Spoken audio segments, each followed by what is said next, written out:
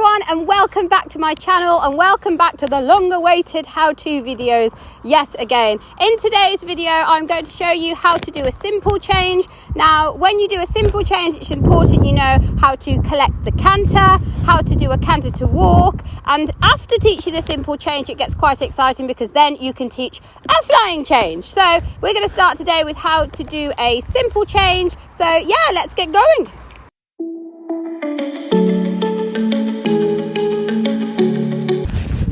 Okay, so first of all, when teaching a simple change, it's really important that we concentrate on the quality of the canter. So basically a simple change is when you go, let's say, from the right lead canter into a walk and then into the left lead canter. Now, if I was going to do this in a test, if I was going to do it in a test, you would have to do 4 walk steps.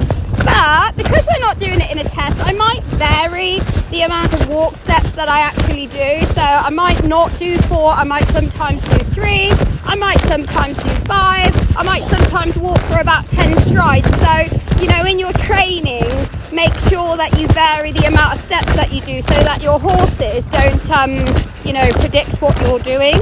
So the quality of the canter. When I go into my walk, I want to collect the canter. If the canter is too forward, like this, really forward, he's on the forehand, you know, I'm going to try and do a walk from here and it's probably not going to look good. Sorry, leg either. And I'm going to sit back and walk. Whoa, that was bad.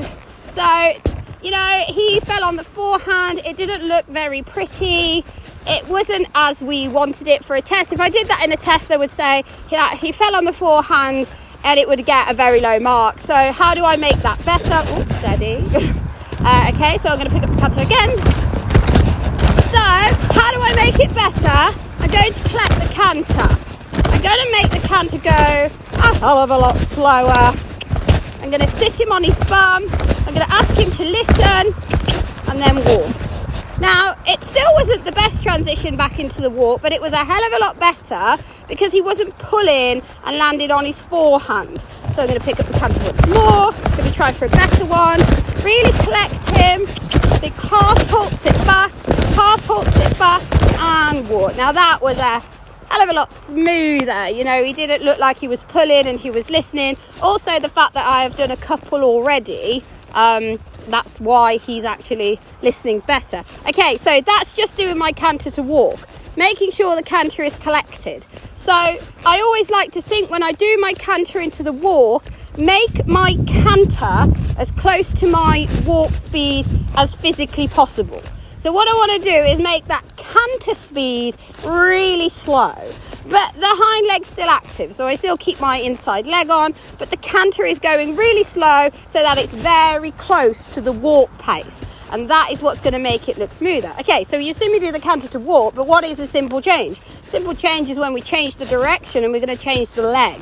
So I'm going to pick up my canter again, left leg goes back, inside leg goes on, canter.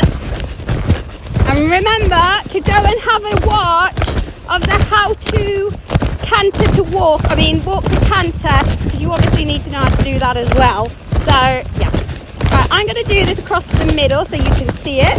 So I use the corner or the turn to help me slow down and then walk.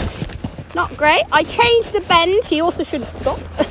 I change the bend left, my right leg comes back and he picks up the left lead canter. So always remember, whichever leg you want to pick up, you put the opposite leg back to the canter.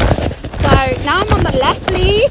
I'm going to use the turn to slow down. I'm going to keep him a little bit more forward this time. Keep the walk, keep the walk. There we go. Do it up here.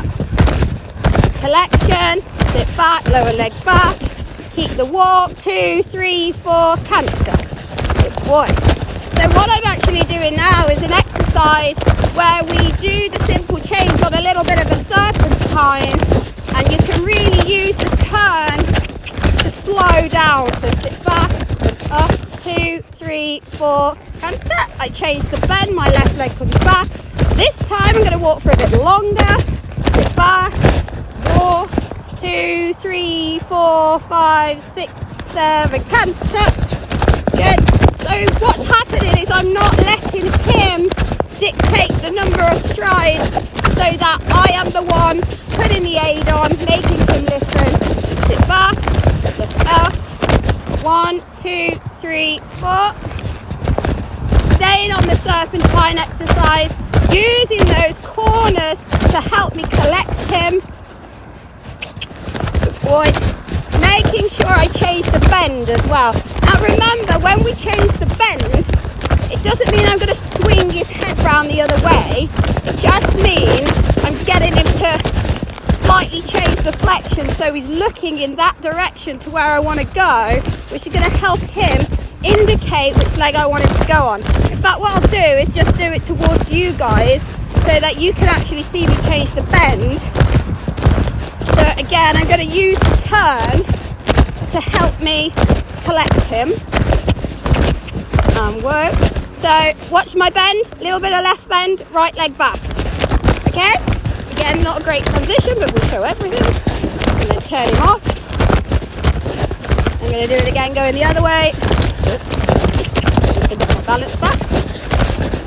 So collect on the turn, inside leg, collect, collect, collect, walk, right bend, left leg. There we go. Good.